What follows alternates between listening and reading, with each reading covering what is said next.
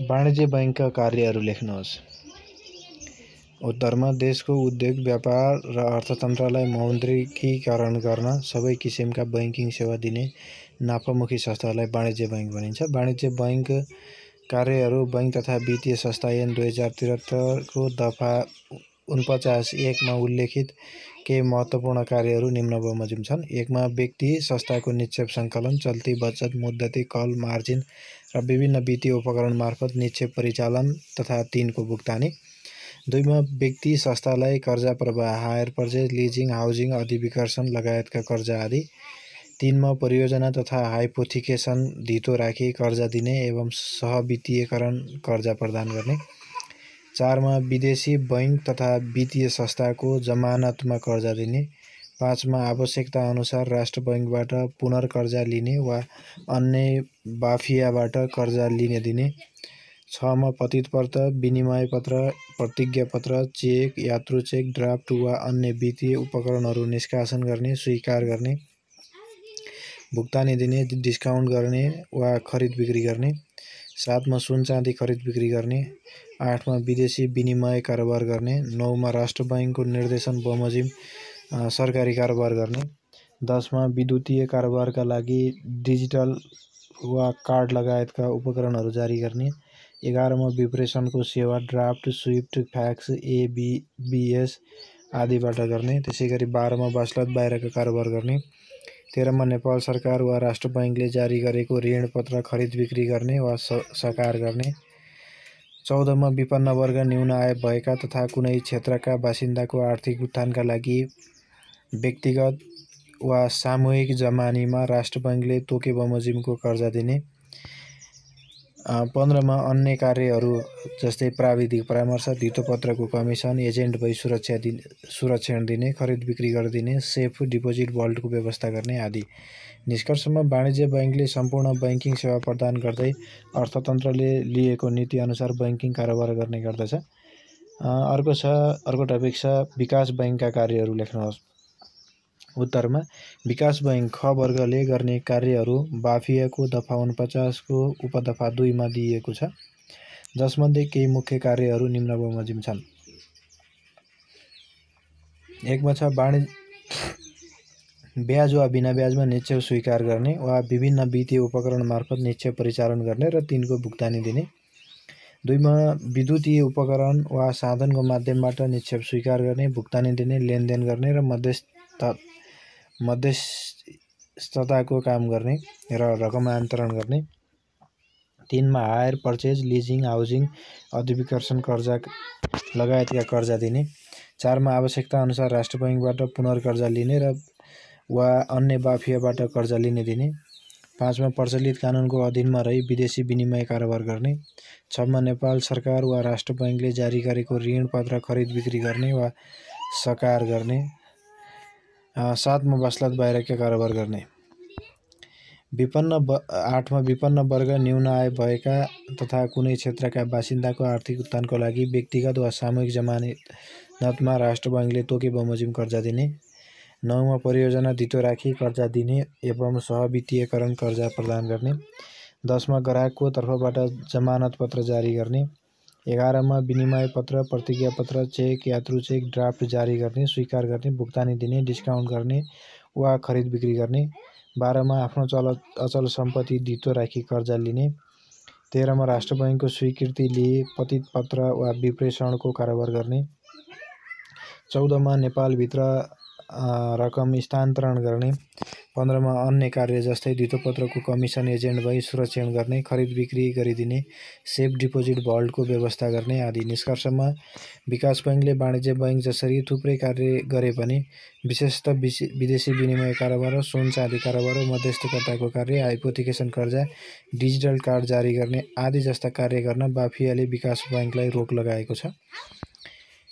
अर्को टपिक छ वित्त कम्पनीका कार्यहरू लेख्नुहोस्। वित्त कम्पनी ग वर्ग ले गर्ने कार्यहरू बाफियाको दफा 49 को उपदफा 3 मा दिएको छ, जसमध्ये केही मुख्य कार्यहरू निम्न बमोजिम छन्। 1 मा ब्याज वा बिना ब्याजमा निक्षेप स्वीकार गर्ने वा विभिन्न वित्तीय उपकरण मार्फत निक्षेप परिचालन गर्ने र तिनको भुक्तानी दिने। 2 मा विद्युतीय उपकरण वा साधनको माध्यमबाट निक्षेप स्वीकार गर्ने, भुक्तानी दिने, लेनदेन गर्ने, मध्यस्थताको काम गर्ने र रकमान्तरण गर्ने। 3 मा आवश्यकता अनुसार राष्ट्र बैंकबाट पुनर्कर्जा लिने वा अन्य बाफियाबाट कर्जा लिने दिने। 4 मा विपन्न वर्ग, न्यून आय भएका तथा कुनै क्षेत्रका बासिन्दाको आर्थिक उत्थानका लागि व्यक्तिगत वा सामूहिक जमानतमा राष्ट्र बैंकले तोके बमोजिमको कर्जा दिने। 5 मा हायर पर्चेज, लिजिङ, हाउसिङ लगायतका कर्जा दिने। 6 मा सहवित्तीयकरण कर्जा दिने। 7 मा आफ्नो अचल सम्पत्ति धितो राखी कर्जा लिने। 8 मा विनिमय पत्र, प्रतिज्ञा पत्र, यात्रु चेक, ड्राफ्ट जारी गर्ने, स्वीकार गर्ने, भुक्तानी दिने, डिस्काउन्ट गर्ने वा खरिद बिक्री गर्ने। 9 मा राष्ट्र बैंकको स्वीकृति लिई प्रतीत पत्र वा विप्रेषणको कारोबार गर्ने। 10 मा सवारी साधन, मेसिन, औजार, उपकरण, घरयासी, टिकाउ सामान त्यस्तै अन्य चल सम्पत्तिको लागि किस्ताबन्दी वा हायर पर्चेज कर्जा उपलब्ध गराउने।